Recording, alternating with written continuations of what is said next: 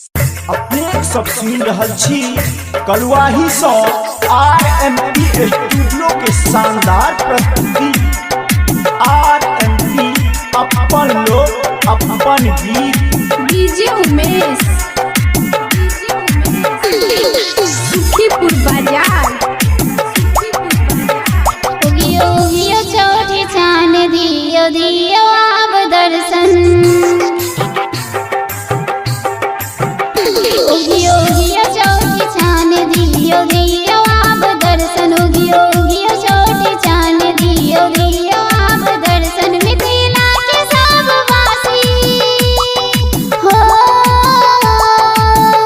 मिथिला के सब वासी कहने आए पावन चौरचन। उगियो उगियो चौठी चांद दियो दियो आप दर्शन।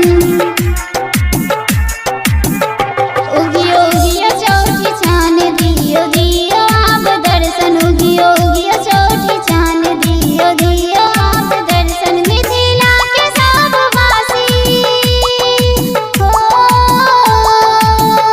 मिथिला के सब वासी कहने आए पावन चौरचन। उगियो उगियो चौठी चांद दियो दियो आप दर्शन।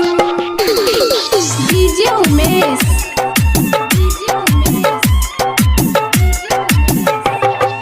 सुखीपुर बाजार।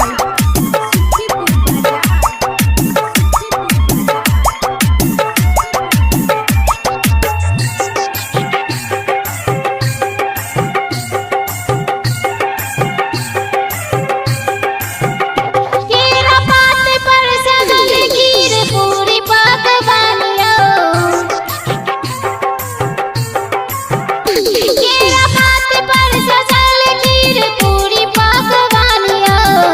बउआ बुच्ची सब लगेने छही पर ध्यानियो। लगाबू भोग केने छी अहीं के सब अर्पण।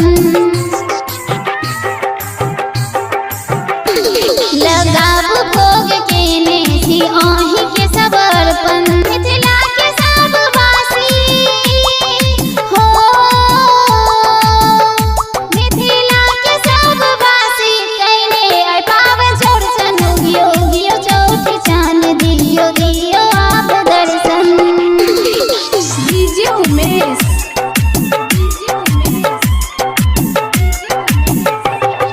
सुखीपुर बाजार। अपने सब सुन रहल छी कलुआही सँ RMP स्टूडियो के शानदार प्रस्तुति। RMP अपन लोग अपन गीत। चंदन कुंदन संगे सकल परिवारियो। चंदन कुंदन